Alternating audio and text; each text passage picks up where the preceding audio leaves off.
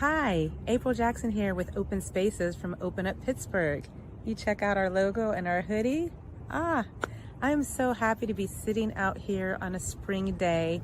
The wind is blowing, the sun is shining, and we've been able to spend some time just reviewing some of our great guests who have spoken about resetting, renewal, planting seeds, creating legacy, fueling our bodies and healing our bodies through movement, through exercise.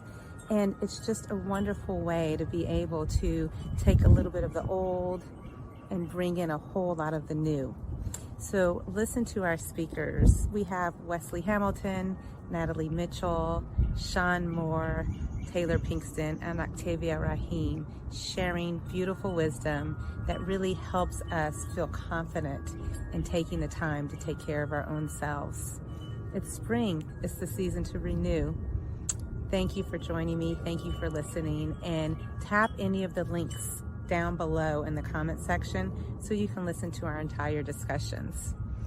We hope you really enjoy some safe spaces. This podcast is being brought to you by Open Up Pittsburgh. Open Up Pittsburgh is a nonprofit that centers those with disabilities and brings mindfulness and art practices so everyone has accessibility.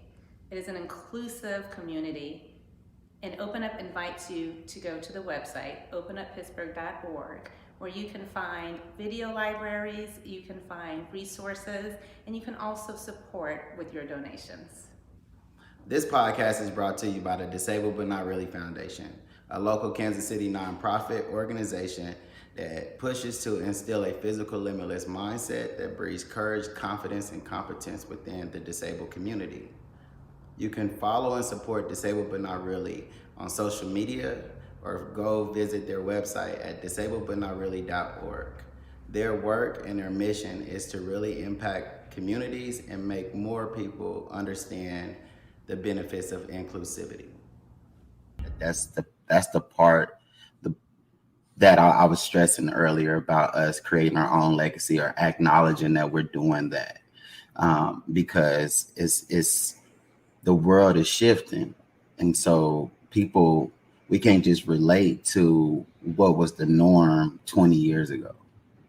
You know what I mean? And so like right now, hey, those teenage young men, they need a gamer that's creating a legacy for them. You know what I mean? Like their life is different. So like for who they're looking up to is going to be someone that created success differently. Some of them are like a YouTuber, right? And that's who's creating a legacy for them to follow a path. And so it's kind of more when things are instilled, we also have to pay attention. Like I was just going to buy this hoodie the other day, right? And this hoodie was all these legends, right? Like all these Black history legends, but it was mugshots. Every picture was a mugshot. And what it was for me was a realization that even though these people created legacy, they were beat down, they was discriminated. They wasn't like, they were creating change, but also being like bounded in chains, you know, by the perception of society. So yes, they created something. And what I'm getting to is that we're living a lot more free. And so when we create our legacy, or at least embody it, we should be able to show people how to live in free without the perceptions of other people, without having to feel like we got to make sure that we can get and share the same water fountain. Like those were adversities that they had to face on top of creating a legacy, you know? And so for us, it's like, well, we have freedom, or we should pay attention to our freedom. And if we pay attention to that, then we can actually start to focus on how do we impact people and individuals around us, as well as get the seeds that are planted organically through like our children, as you spoke of earlier. You know, like these are seeds that are getting shared with us every day. We just got to find a way to take those seeds and be inspired by them the same way as we can take a quote from somebody 40 years ago and still say that this is now, right? Like what's now is different. Like now is even everything we're talking about on this call. And so just I really liked what you said, even like it should just be more relatable history. You know, as Black men, most of our legends and legacy was anyone in sports. I thought about it when I was in the shower this morning. Like, I never played sports. You know, I would never play sports. But for me, that was like the legacy that I had only thought of creating. You know, like I was just going to be this sports player. Like I couldn't see a lawyer. I couldn't see someone in farming, you know, agriculture. Like they're there.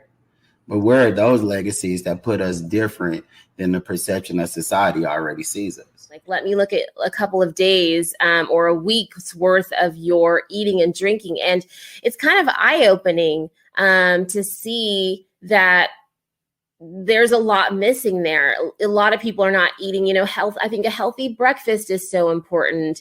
And really feeding yourself and not starving yourself. Like your body, if you're going to put the work in, it needs food. It needs, protein. It needs eggs. It needs, things like oatmeal and, a carbohydrate protein mix. And especially when you're finishing like a long run, it's important to. So for instance, for me, okay, so I did this really long run today. So the muscle fibers that have been like torn a little bit, right, from that run need to be repaired. And so it's important to get a good amount of protein in to start to repair those muscles and feed yourself and put back all of the nutrients that were lost. So things like that, and hydration is so important. I mean, so many people are walking around practically dehydrated all day and don't even realize it. And so whether it's logging your water or tracking your water and having electrolytes, I wanted to say too, I'm such a big proponent of like everything, like the nutrition is key. And for people out there listening who are in a athletic endeavor, whether it's running or whatever it is that you're doing, but hopefully it's running because we love that. Eat good food, eat whole foods, really take a look at your diet. And if you need help, if you need a consultation with a nutritionist, a one-time consultation just to get you started, invest in it. Because if you're going to invest the money in the shoes, the clothes, the watch, and all this stuff, and you're not eating right, and you're not getting the performance, and you're not feeling good, then it's really kind of all for naught. So I would absolutely recommend doing that. Also has to be a responsibility to make sure that you are able to fully show up as yourself. And that means having some of those tools to take care of yourself in a very particular. It's one of the reasons why, like, if anybody knows me, I'm preaching self-care all the time. Like, because it's like we are tasked to show up for so many different people, but it's like, are you showing up with the empty cup to then try to pour into somebody else? And, I know there's a lot of ways to kind of flip that script in that conversation, but it's like we should always be giving from our overflow, right? And I think when we think about that lack of maybe role model or father figure in that space, I think folks are there, but they might be there with an empty cup, right? And then we're expecting them to show up giving of something that they might be working out of a deficit themselves. And so I think that's where we run into some issues in a lot of areas of growth, is that, vulnerability comes from that overflow, right? And I think even what Wes's example is like, that's a level of vulnerability, but there's work that has to happen to get there. And it's like, for the people that are taking up this responsibility, are they doing what they need to do to take care of themselves to be able to give from that overflow? That's one of the reasons, even April, like when we first started, before we started, I was telling you, I'm coming off of a week off. It's like, for me, it was really important. And I got another week coming in July, because I think back to like, okay, the school year is starting. How can I reset to make sure that when my guys return, because we're thinking we just had a year off of in-person sort of engagement. When my guys return, how can I show up fully to make sure that I'm not burnt out? I'm not, whatever I got going on, that I've kind of worked through that, or I'm in the process of working through that, to make sure that when they hit the ground, that I'm like, hey, welcome. I'm here with open arms. Because I even know, in talking to some of them virtually, it's like, this year was rough. Yeah. And it's like, how can I prepare to make sure that I'm there with open arms to be able to work with them and develop those levels of relationship, to garner that level of vulnerability that comes out, to be able to help and assist. So I think a lot of it is like, we have responsibility to pour into other people, but we also need to highlight the responsibility to take care of ourselves, to make sure that we are up to the task to pour in. And one thing that I've been talking about a lot in this spring renewal is giving myself the permission to change. I've been saying that a lot because we even in our work start to box ourselves into this idea, the heart advocate looks like this. No, the heart advocate has the space to look how she looks depending on where she's at in life. And so the permission to change the way I heal, the permission to change the way I cope, the permission to change how I self-love, these things are going to look differently over time. And I have to give it to myself and not, put myself into this idea of who I think I should be. Again, with the defying the shoulds, it's just really important for me to not be who people believe I should be, to not, put myself in a space where it's like I'm here, the heart advocate is here to please everybody and to, I know that I'm not for everybody, but I know that I also bring so much to the table. And if I'm authentic and staying true to myself, that's the purpose of this work. That flexibility, that permission is so important. Resting reminds us that we are valuable because we exist.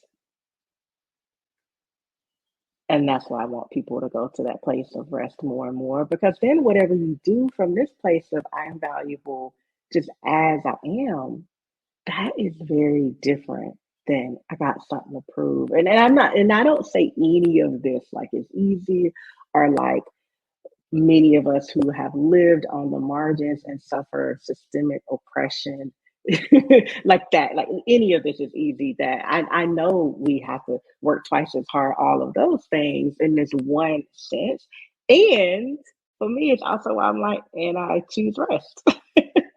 And the final thing I want to say about that is I've been thinking about this so much. Some people don't start certain practices because they feel like they don't have time for it, or it needs to be an hour, it needs to be 90 minutes. I'm like, do you got 3 minutes?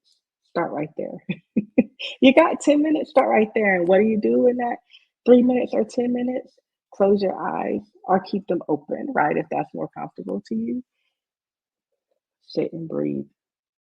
Do one thing versus multitask. Drink 1 cup of water really slowly. I'm like, it's really like, for me, rest is also what restores you. And my question to everyone is just, what do you do to restore you, right? Most of us are out here giving out. Like if we're a cup, we're like pouring some over here, pouring some for the homies, pouring some, they're just pouring it out.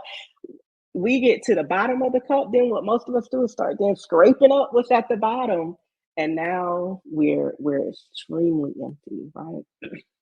And so we have to tune into like, well, what and who restores me, and go to that fountain daily in some way.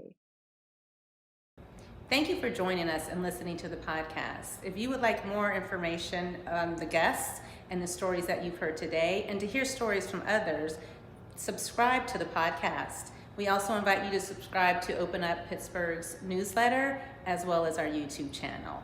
We want you all to take care, and remember to make your own stories. This is April. Peace.